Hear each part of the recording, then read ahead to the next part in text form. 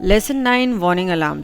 इस चैप्टर में हम वार्निंग अलार्म्स के बारे में जानेंगे। वार्निंग अलार्म्स बिजी में बेसिकली रेज होते हैं जब कोई ऐसी कंडीशन हो जिससे कि कोई नेगेटिव इम्पैक्ट हो सकता है या फिर नेगेटिव इम्पैक्ट ना भी हो, मतलब कुछ ऐसी कंडीशंस हैं जो आप चाहते हैं कि यदि वो कंडीशन अराइज हो तो आपको एक वार्निंग रेज हो जाए स्क्रीन पे। तो इसी तरीके से बहुत सारे वार्निंग अलार्म्स बिजी में प्रोवाइड करे गए हैं, जिनको कि अब हम देखेंगे कि क्या वार्निंग अलार्म्स प्रोवाइड करे गए हैं एंड कैसे आप उन्हें कॉन्फ़िगर कर सकते हैं। तो सबसे पहले हम एडमिनिस्ट्रेशन कॉन्फ़िगरेशन मेन्यू में वार्निंग अलार्म्स ऑप्शन में जाते हैं। वार्निंग अलार्म्स पे क्लिक करती है, देखिए ये स्क्रीन आपके सामने नज़र आ रही है। इसमें लेफ्ट हैंड साइड पे काफ़ी सारे वार्निंग अलार्म्स दिए हुए हैं एंड राइट हैंड साइड पे 3 ऑप्शंस हैं, no action, warning only and don't allow. No action का मतलब है यदि आप किसी वार्निंग अलार्म को जो लेफ्ट हैंड साइड पे कंडीशन स्पेसिफाइड है उसको नो एक्शन पे सेट करते हैं, कोई एक्शन नहीं लिया जाएगा इस कंडीशन के अराइज होने पे। नॉर्मल आप अपना स्मूथ वर्किंग चलती रहेगी, कोई वार्निंग नहीं आएगी, ना ही आपको कुछ और मैसेज आएगा। यदि आप वार्निंग ओनली पे सेट करते हैं तो डेट मीन्स कि ऐसी कोई भी कंडीशन अराइज होती है तो एक वार्निंग मैसेज आपको स्क्रीन पे नजर आ जाए। फॉर एग्जाम्पल जैसे नेगेटिव कैश के लिए वार्निंग ओनली पे सेट है, तो यदि कभी भी पेमेंट करते टाइम कैश नेगेटिव जाने लगेगा तो आपको एक वार्निंग स्क्रीन पे आ जाएगी कि ये ट्रांजैक्शन यदि आप कंप्लीट करते हैं तो आपका कैश नेगेटिव में पहुंच जाएगा। इस तरीके से वार्निंग आएगी जिसमें कि आप उस वार्निंग को सरपास भी कर सकते हैं, मतलब then it's will be up to you कि आप उसको सेव करें ट्रांजैक्शन को या ना करें। And next option is don't allow. यदि आप डोंट अलाउ पे सेट करते हैं किसी कंडीशन को तो उस कंडीशन के अराइज होने पे जब तक कि आप कोई चेंजेस नहीं करेंगे आप उस वाउचर को सेव नहीं कर पाएंगे। फॉर एग्जाम्पल नेगेटिव कैश को ही यदि हम डोंट अलाउ पे सेट करते हैं एंड आप कोई पेमेंट का ट्रांजैक्शन एंटर कर रहे हैं तो आपको एक मैसेज आ जाएगा कि ये ट्रांजैक्शन कैरी आउट होने पे आपका कैश है वो नेगेटिव चला जाएगा, आप फर्दर प्रोसीड ही नहीं कर पाएंगे अनलेस एंड अनटिल जब आप उसमें इतनी एंट्री ना कर पाएं कि कैश नेगेटिव में ना जाए। वार्निंग ओनली के केस में आपके पास ऑप्शन है कि आप वाउचर को सेव कर भी सकते हैं, नहीं भी, it's up to you. Don't allow के केस में आप फर्दर प्रोसीड नहीं कर पाएंगे जब तक कि आप उस एंट्री में कुछ चेंजेस नहीं करेंगे जिससे कि कैश नेगेटिव ना जाए। तो डिफरेंट ऑप्शंस जो लेफ्ट हैंड साइड पे प्रोवाइड करी गई हैं, फर्स्ट है नेगेटिव कैश, उसे हमने डिस्कस किया ही है।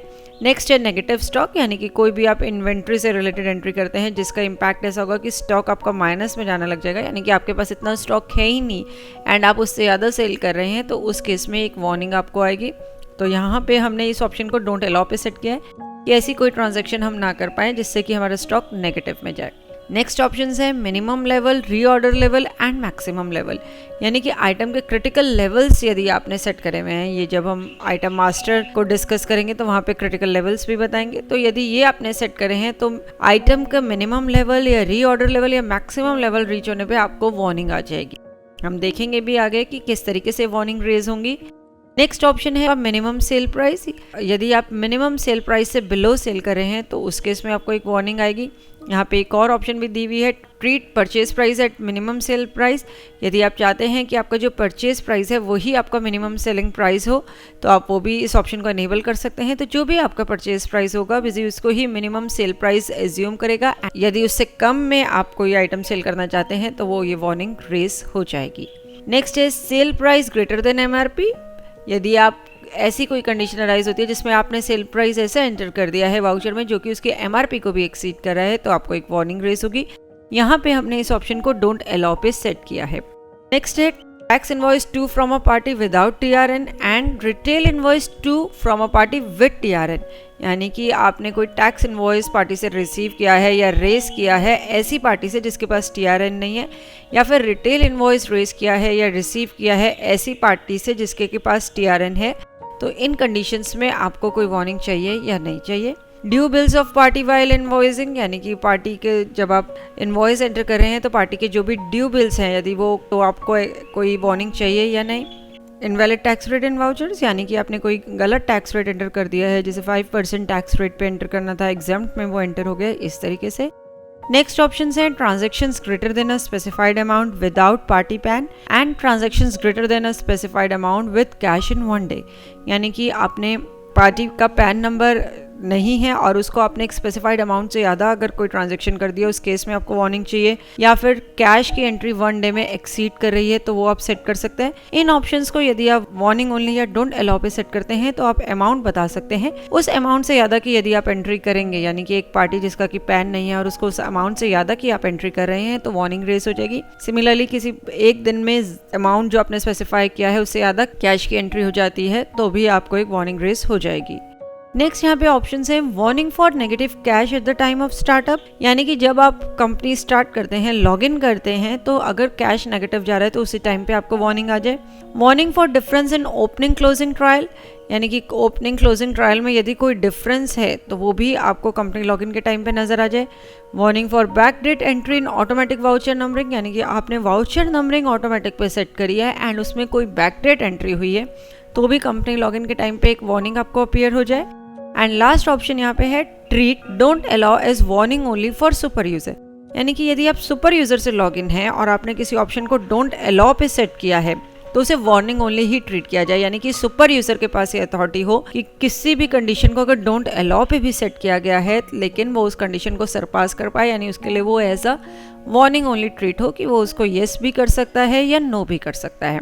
अभी फिलहाल हम इस ऑप्शन को डिसेबल करते हैं, यानी कि सुपर यूजर के लिए भी कंडीशन डोंट अलाउ पे ही सेट होगी। सेव बटन प्रेस करेंगे इस कॉन्फ़िगरेशन को सेव करने के लिए।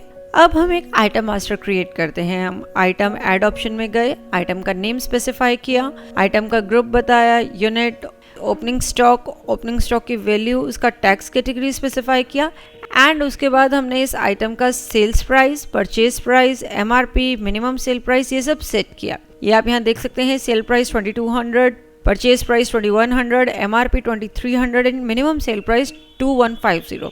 तो वाउचर एंट्री के दौरान हम ये प्राइसेस ध्यान रखेंगे कि यदि ये प्राइसेस में हम ज़्यादा कुछ एंट्री करते हैं या मिनिमम सेल प्राइस से कम की एंट्री करते हैं तो किस तरीके से वार्निंग्स रेस होंगी। इसके बाद हम इस आइटम के क्रिटिकल लेवल सेट करते हैं। क्रिटिकल लेवल सेट करने का मतलब है minimum level, reorder level, maximum level जो है आप इस आइटम के लिए सेट कर सकते हैं। तो हमने यहाँ पे डिफरेंट क्वांटिटी स्पेसिफाई करी है कि मिनिमम जो लेवल है इस आइटम का क्वांटिटी का वो 1, रीऑर्डर लेवल हमने 2 पे एंड मैक्सिमम लेवल 10 पे हमने सेट किया है कि जब भी स्टॉक इस लेवल पे पहुंचेगा तो एक वार्निंग हमें जो है वाउचर एंट्री के दौरान नजर आ जाएगी। सेव बटन प्रेस करेंगे अब हम आइटम मास्टर को सेव करने के लिए। अब हम अपने ट्रांजैक्शंस में जाते हैं। सबसे पहले हम एक सेल्स का वाउचर एंटर करते हैं।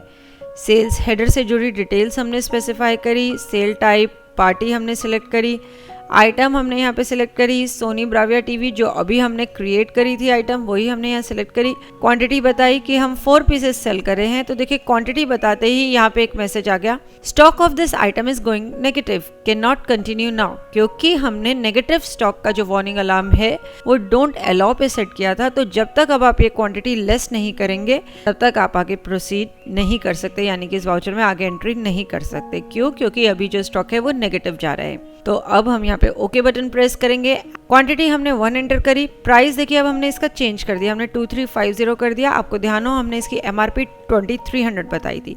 वैट की बिल सन्ड्री अप्लाई करी, सेव बटन प्रेस किया एंड ये देखिए बिजी ने मैसेज शो कर दिया कि इसका जो सेल प्राइस है वो MRP को एक्सीड कर रहा है, तो आप प्रोसीड नहीं कर सकते क्योंकि इस ऑप्शन को भी हमने डोंट अलाउ पे सेट किया था। अब हमने इसका सेल प्राइस चेंज किया, मॉडिफाई किया एंड देन वाउचर को सेव किया। इसने वाउचर को प्रिंट करने के लिए पूछा, फिलहाल हमने इसे नो कर दिया। अब हम अगेन वार्निंग अलार्म की कॉन्फ़िगरेशन में जाते हैं, तो हम कॉन्फ़िगरेशन वार्निंग अलार्म्स ऑप्शन में गए। अब treat don't allow as warning only for super user option को हम एनेबल करते हैं, यानी कि सुपर यूजर के केस में जो डोंट अलाउ है नेगेटिव स्टॉक या फिर sale price greater than MRP वो वार्निंग ओनली की तरह ही ट्रीट किया जाएगा। तो सेव बटन प्रेस करेंगे इस कॉन्फ़िगरेशन को सेव करने के लिए। करंटली फिलहाल जो हम ये काम कर रहे हैं ये हम सुपर यूजर से ही लॉग्ड इन है, किसी और यूजर से लॉग्ड इन नहीं है। तो हमने इस ऑप्शन को treat don't allow as warning only for super user को एनेबल करके इस कॉन्फ़िगरेशन को सेव कर दिया। अब हम सेल्स का वाउचर अगेन एंटर करते हैं। सेल्स हेडर से जुड़ी डिटेल्स हमने बताई, आइटम हमने सिलेक्ट करी सोनी ब्राविया LED टीवी जो हमने अभी क्रिएट ही करी थी। इस आइटम को सिलेक्ट करते हैं, हमने इसकी क्वांटिटी बताई 3 एंड ये देखिए मैसेज आ गया कि stock is going negative, would you like to continue.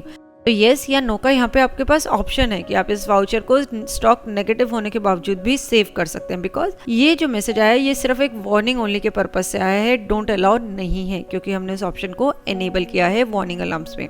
तो इट्स अप टू यू, आप इसे नो भी कर सकते हैं, येस भी कर सकते हैं। हमने नो बटन प्रेस किया, क्वांटिटी रिड्यूस करी, वैट की बिल्स एंड अप्लाई करी, वाउचर सेव किया एंड ये बिजी ने मैसेज शो कर दिया कि ये जो आइटम है बिलो इट्स रीऑर्डर लेवल जा रही है। इसका रीऑर्डर लेवल हमने 2 पे सेट किया था। Would you like to continue, हमने येस बटन प्रेस कर दिया, अगेन येस बटन प्रेस किया इस वाउचर को सेव करने के लिए। अब हम एक पेमेंट का वाउचर एंटर करते हैं।